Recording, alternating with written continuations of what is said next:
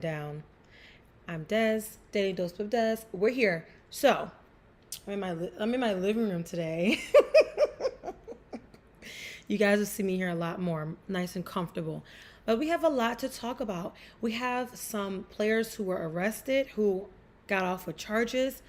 Shador seems like he might be out. Is this time for Dylan Gabriels? We have to talk about that. And Aaron Rodgers is with the drama. Are we surprised though? Are we surprised by the Aaron Rodgers drama? I know that I'm not, but we're going to dive into all of this once you see my introduction video, of course.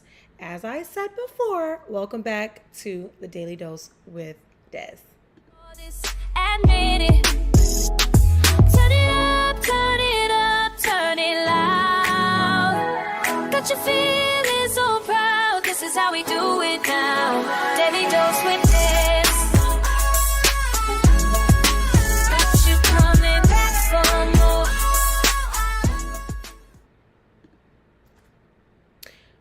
I don't know why I just delayed like that. Y'all, okay, listen, we're at the end, we're almost at the end of the week. So, first thing is first, okay? We got a rundown for you. Y'all probably tired of me talking about Shador, but we're going to talk about him every day, all day, until I get tired, okay? Now, Shador, as everyone has already seen, he has suffered what they are calling an oblique injury. Looks a little bit different to me, but I don't fully know, but oblique injury. The Browns are down bad. I don't know what the recipe of destruction is over there, but almost everybody is injured. You got Kenny Pickens with Pickett. I say Pickens. That's George. George is in Dallas. He's doing fine. You got Kenny with hamstring. Deshaun Watson is still the Achilles. Dylan Gabriels had a hamstring as well, but he's been practicing. He's probably going to be playing against the Eagles. God bless him. And now Shador with the oblique. The only person that's really not jacked up, but he was a little, he was a little, is Joe Flacco. And he's probably not going to play in the game right now. It's preseason. He doesn't really need to get out there. But everybody else does, besides Deshaun Watson. We don't know, whatever. But Shador has an oblique injury. And we loved seeing the video of him and Jalen Hurts. And Jalen Hurts was driving him in a golf cart and driving him to the locker room. And then the video after that in the press conference when Jalen Hurts was saying, like, yeah, of course I talked to him and I was embracing him and just told him, like, it's about hard work. And if you want it bad enough, then you'll work hard to get it. And I think that just continues to speak to Jalen Hurts' character. Same things he's been kind of saying and putting out over and over and over again. It's all about your hard work, your ethic. If you really want it hard enough, you're going to get it. As you've seen, like, he's over his Super Bowl ring. He's like, I'm not wearing it. I'm not doing it. I'm over that. I'm focusing on what's ahead of me and what's coming. So I love that sweet moment and how people are literally embracing him. I talked about how Myles Garrett has been embracing him and other veterans on the team are truly embracing Shador. And I think that speaks a lot about his character, his already up and coming leadership. And everybody wants you to hate him, of course, but that's not what we do over here. Now, talking about Dylan Gabriels, I don't have a picture of him, so we're just going to leave Shador up here. Dylan Gabriels is not looking the best in practice, probably because he's a little rusty. Okay? He ain't really been at his best because he had a hamstring injury, so he's trying to get back out there. I want to see how he's going to face up against the Eagles defense. They looked good their very first game. And again, they're out there playing a lot of their 2s and 3s. So Dylan is going to have something on his shoulder. So I really hope that he can get it. We're all cheering and rooting for Shador. Most likely not going to play. And that's okay. We've seen what he did. But now it's just like he already set the standard. He set the mark. He set the tone for what we're looking forward to seeing from the Browns in their quarterback situation. I also wonder if we're going to see Tyler Huntley out there again. Right now, he's really like the Browns' best option outside of Shador. But the Browns have a lot going on. The next two players I'm about to talk about are also within the Cleveland Browns organization. This should have just been the Browns show today. Today should have just been all about the Cleveland Browns because that's what it's looking like. Let me move myself over here. And I like to not be in the frame of the photo. Okay, so we're gonna move on to the next Brown here. Okay, this is Judkins. I always get his name wrong. I got it wrong the first time. I was calling him something completely different. It's just what is his name? But he was their second rounder. Second rounder, big timer. Okay, Quishon Judkins. Now, I reported on him before where I said that he was arrested before he even signed his contract. And it was like, baby, what is you doing? Y'all also know how I feel about domestic violence. I talk about it all the time, how I'm not with it, female or male, just not my thing. But he was arrested, for misdemeanor battery. And I'm going to read some of the article here because it's giving fishy. It's giving fishy, okay? Hold on. And it's Florida, so it might be a little fishy. I want you to think about it. Okay, let's go down. It's saying that the Broward State Attorney's Office told ESPN today, actually, breaking news. You heard it here first. Okay, I'm gonna stop playing with y'all. Okay. I lost track. They told ESPN today that the prosecutors are declining to pursue charges after reviewing police reports, body-worn camera videos, video surveillance, photos, phone records, and a sworn statement of a woman he allegedly, because I remember guys say everything's alleged, allegedly struck, right? Boom. You go down some more. It says that he was arrested on a misdemeanor domestic violence and battery charge in Fort Lauderdale on July 12th. According to the arrest report, the incident happened 5 days before the arrest, but it was not reported until the day he was arrested. Per the arrest report, Judkins,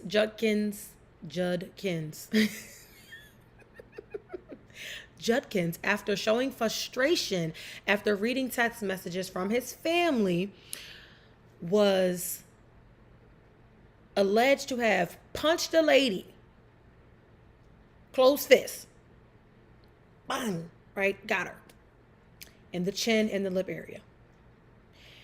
And this was while driving in a vehicle leaving the airport.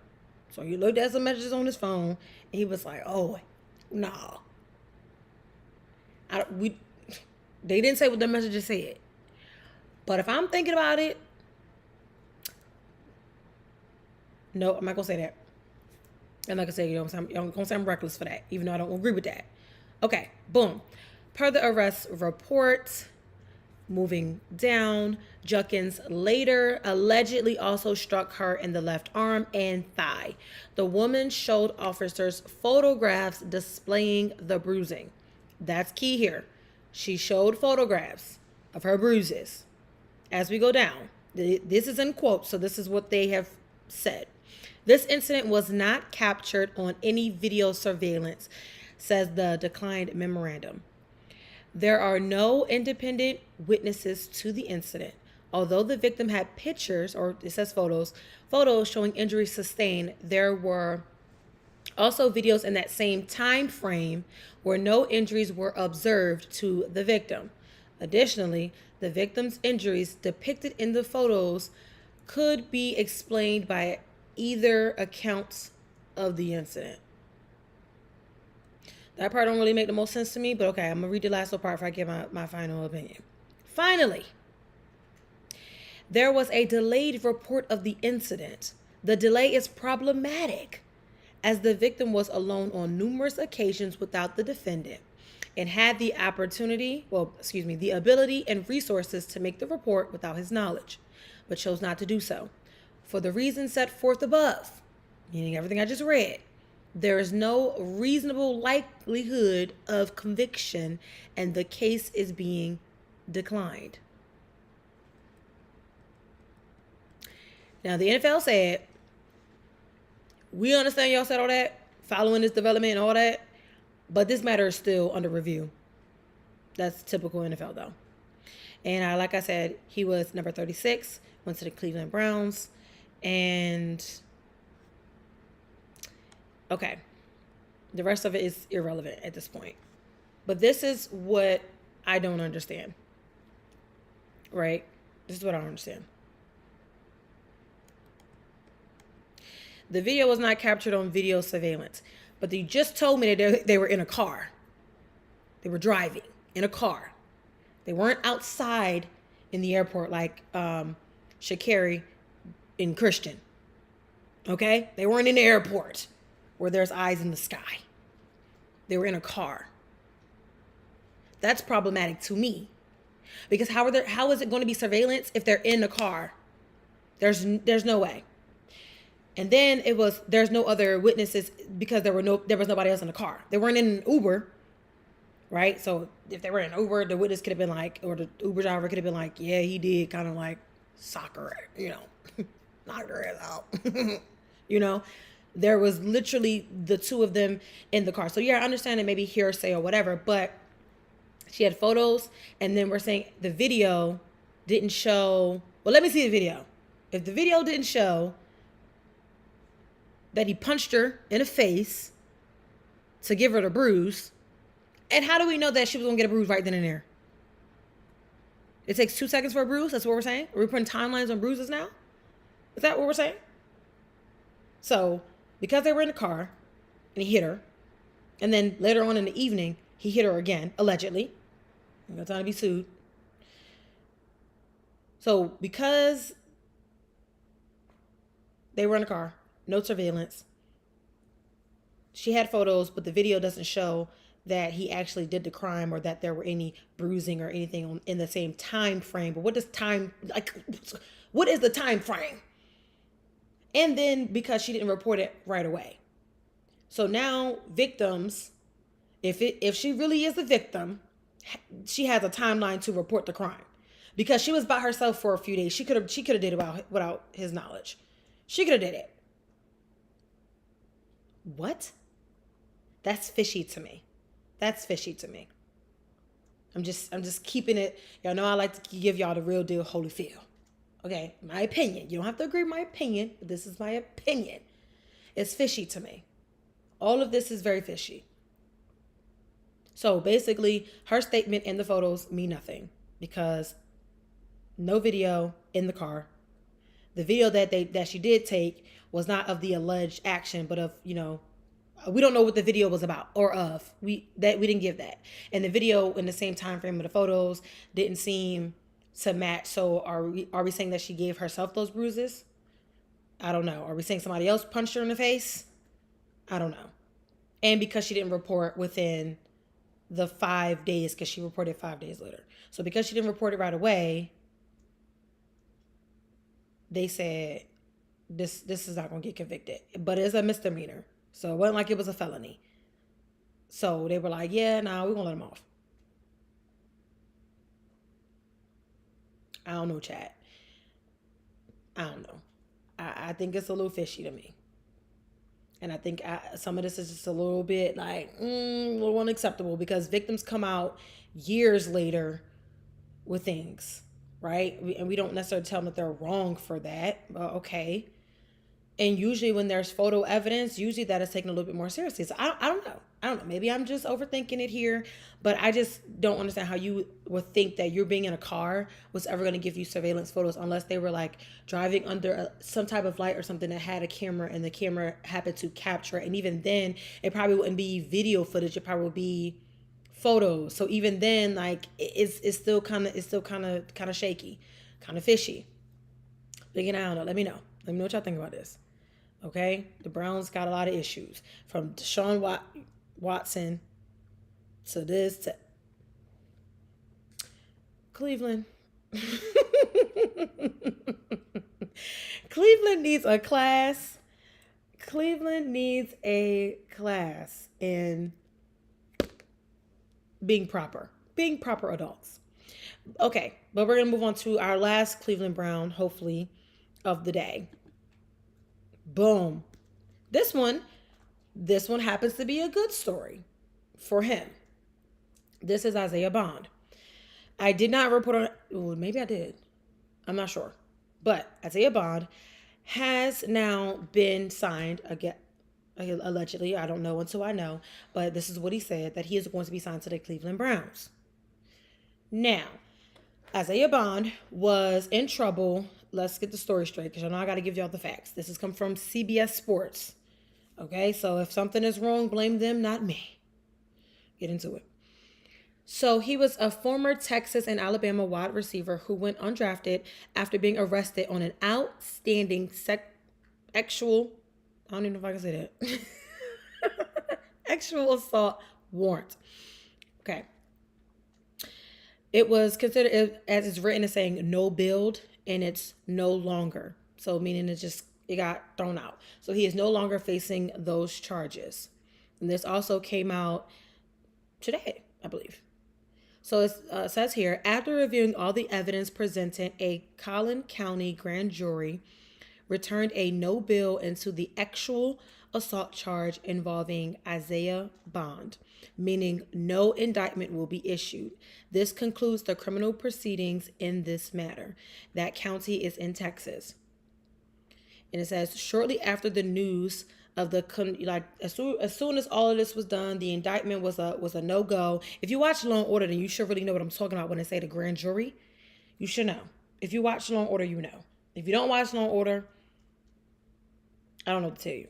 But you got to watch the one with Jack McCoy when he was there. You got to watch that one. That's my favorite one. All of them.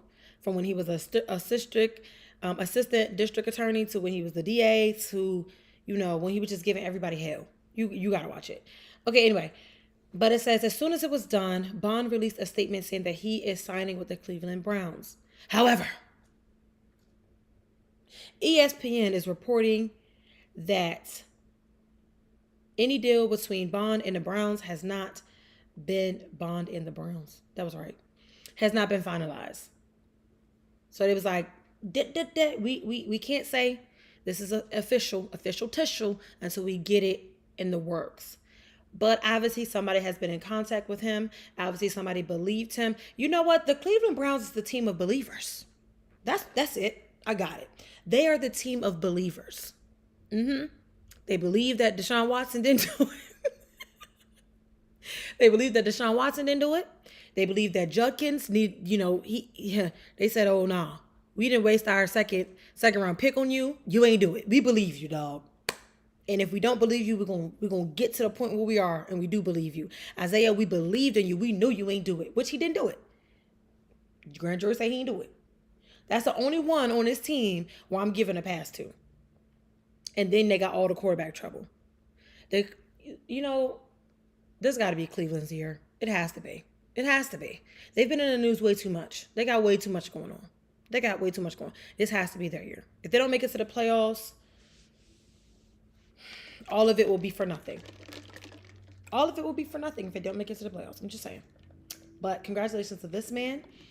He's deserving. He missed out on his opportunity. I believe they said he was at least a second round draft pick, possibly, maybe high or low, mid in the first, whatever it was.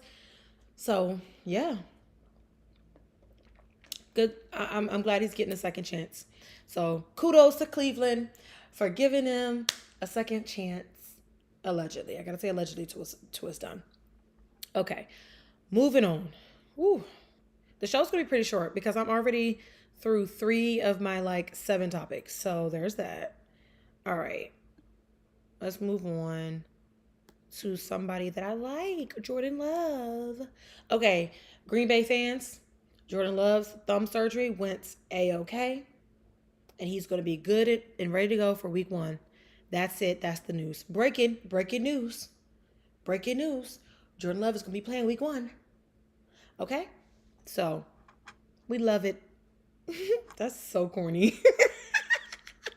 So corny. Okay. Let's move on to another just quick little shindig. Is he on here? Did I put on here? I did. Boom. Why can't I see him though? Come on. Boom. There we go. Sorry, guys. I don't have my computer mouse today, so I gotta use the laptop mouse. Y'all know how it is. It's real horrible. But anyway, this is Jalen Ramsey. He is now a Pittsburgh Steeler. He was on a podcast. Sometimes you get a little nervous.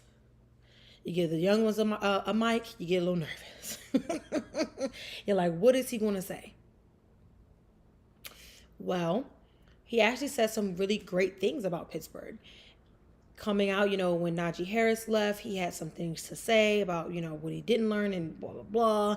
And then you had Kenny come out and say what he didn't learn and blah, blah, blah. As a quarterback, everybody has something to say. I feel like when you leave, most times you got something to say. I believe George had a little something to say too, but whatever. I love George Pickens, so you can't turn me against them. But the other two, yeah. But surprisingly, Jalen got on this podcast and was like, he loved it there. He loves it there. He loves the mentality. They don't like him, and the team around him do not want to let Aaron Rodgers down. And they just are embracing the culture, meaning, how Mike Tomlin is, the standard is the standard. And he actually said something like, this reminds of when he was like broke, when he was poor, all he had to focus on was football. It was just football.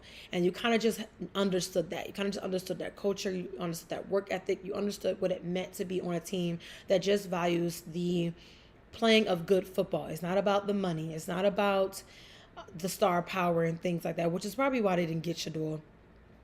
I think that's their mistake. But anyway, he just had great things to say, and I love to see it when it's something positive coming out, especially when a lot of players are coming in, and you have players like Cam Hayward still sitting out because he wants a new contract even though he got one last year. It's good to see players on a team that actually wants to be there and want to play and really just embracing what's around them, because you really don't get that all the time, especially him coming from Miami, which I think they have a pretty decent culture down there from what my understanding is with their head coach, McDaniels and everything. And I know that's my dude. But really good to see, really articulate and being able to get up there and actually be a good representation for Pittsburgh. I think he's going to be a great addition for this season coming in if all things work together in his good favor. Anyway, let's move on. Yeah. Okay. I just was flying through this. Aaron Rodgers, Kaleb Johnson, drama.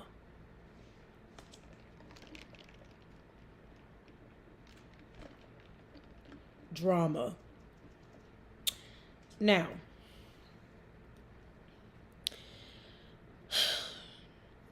Aaron Rodgers and Kaleb Johnson allegedly, even though it's really not alleged, but allegedly got into some heated debate, heated discussion, final day of training camp. So far, it's been all right. I've reported on this before, how Aaron Rodgers has struggled a bit in training camp. I said he looked a little rusty dusty. I've been said that. So I said what I said, right? And then when you see videos of recent training camp, he still looks rusty. Like, what is going on? Is you cool? Throwing interceptions in practice and everything. Jalen intercepted the ball, everything. So it's like, yes, I understand his practice, I understand his training camp, but at some point, we got to start looking nice, fresh, prepared for the season ahead, right? And I can only imagine that they got into this heated debate because Aaron is very specific. Aaron likes things the witty. He likes things. I know I've reported on this. Like, if Mike Tomlin wants him to get in, he was willing to get in. He has no gripes and complaints about it, which really he needs to get in the game. But I feel like it's probably a miscommunication of, this is what I'm used to and what I want in my, receivers and running backs and like my offense, should I say, right? And then you have a Kaleb Johnson who's also like, well, this is the best way, or I feel like it's this way. Again, this is alleged, but I feel like that's kind of like where it happened. I think, is it a little normal for there to be spats? Yes, but for it to be this heated that people are reporting on it so much, either it's a really slow news day, which it kind of is, but either it's a really slow news day and people are just wanting to continue to have Aaron Rodgers' name out there, or there is something a little bit of a riff-raff going on. I'm going to hope it's the first rather than the second, because this is really not what Pittsburgh is needing right now. They got enough with Chris trying to get a new deal, which deserving. Y'all know I was rooting for him, and I'm still rooting for him. Pay him his money. He should be the highest kicker probably in the league, period. 41 out of 44, 158, period. Cam Hayward is sitting out. He's supposed to be a veteran on the team. He is a veteran on the team. But he's supposed to be one of the captains on the team, leading from the front, and his attitude is just piss poor, right? Dude, you just got a new contract last year. Okay. And then you have just other things going on with the quarterback situation. So I'm really just hoping that it's a miscommunication, that it's really like Aaron Rodgers was just having a diva moment and it wasn't anything really bad, because that's not what we need going into the season. We don't need Kaleb Johnson and Aaron Rodgers being ops. Okay? We don't that's okay, that's not what we need. But Aaron, save the drama for your mama. Keep it out. Okay? You take drama everywhere you go. We don't need it. We don't need it. Okay. Moving on. I'm almost done, y'all. I'm almost done. That do journal. Y'all know who this is? Of course y'all know who this is. This is Mr. Stewart, the problem child of the Bengals. Drafted him, and for a long time there was contract negotiation issues. And the Bengals was trying to put in a clause, and him and his agent wasn't filling the clause, and they were like, if we don't get this clause fixed, we're not signing this contract. There was even talk that he was going to go back into the draft for next year. Whole lot of stuff. And then finally, I'm going to assume that it's all worked out now because he's at practice. However, everybody knows that rule numero uno, is that when you are practicing and you're on that field, you do not hit the red jersey. You don't come near it. You don't come close to it. You don't knock them out. Okay, and I got a video. To show y'all. I know I got to ever since I figured out the video, we bringing it in here, right? But you do not hit your quarterback. You do not hit your quarterback in practice. And I understand he's a rookie, but we got to be better than this. Okay, so let's look at the video. I'm going to take his face down, and I'm going to play the video. Hopefully it doesn't have audio, but if it does have audio, let me just say this now. I do not own the copyrights to any music, audio, or this video. I'm just using it for entertainment and reporting purposes. Okay, now here we are. I'm going to blow it up for y'all. Let's see. Boom. You see him? And it starts a fight. The clip's going to show you a little bit of something, and it's like, okay, boom. Then it's going to go back. Suddenly, everybody is squabble up. Fighting. Watch it one more time. Okay. Yes. Now, all right. Boom. I'm leaving the video up there for y'all. But people, I like this. Like I said, I be in the comments. I have to see what y'all have to say.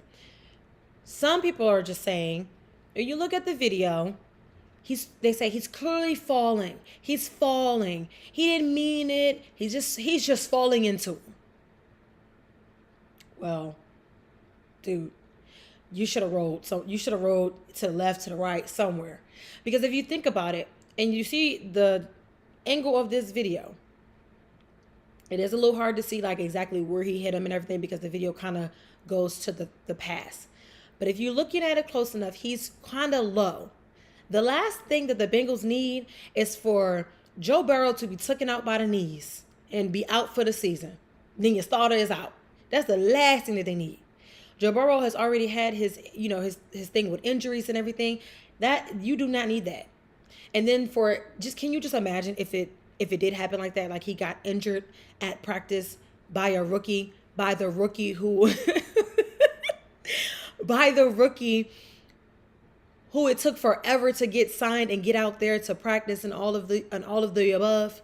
They're going to say the problematic rookie took out the starting quarterback.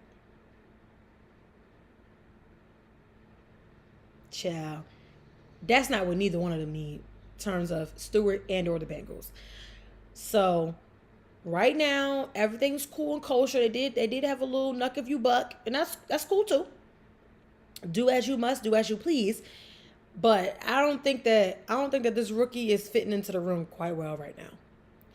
I don't think he's fitting in not too well. Hopefully that's a mistake he will learn from. He will take it, and that'll be just the end of it. Because right now, yeah, he is in the hot seat, and they got his feet to the fire. So he got to figure it out quickly, and in a hurry. All right, my last topic. I only been on here for 30 minutes. Hey, that's something. That's something. I know me, I'm on here for 40 plus. So I ain't talking as much as I used to talk, but such a slow news day. Anyway, we're going to talk about fantasy football. So this is kind of new for me. We're getting into this. I do be paying attention though. And I do my research and I ask questions. But I have been getting, for some odd reason, this season, I've been getting a lot of people asking me who should they draft in their fantasy. And I'm like, you know what? Y'all asking me all these questions. I'm going to just make a video so I can say, this is my video. This is what I think you should get. Do with it as you must. Okay? That's what it is. So basically, from what I've been seeing and what I've been known and what I've been told, you should be drafting. These are your top 5 in the draft. Okay? Wide receivers and running backs. Yes. Okay? You should have Jamar Chase. He's top. Number 1. Again, he should already be on there because you should have the knowledge in your head to know that Jamar Chase don't miss. Even though I'm not too fond of him because I met him before and that's another story for another day. But you should know he don't miss. So that should already be in your brain. You should have the brain cells to know that. Okay? Number 2, Bijan Robinson. You should already have the brain cells to know that. Everybody's talking about this boy. Apparently, this is going to be his knockout year. So, it would be funny if it's not. But apparently it is, so we're going to go with it.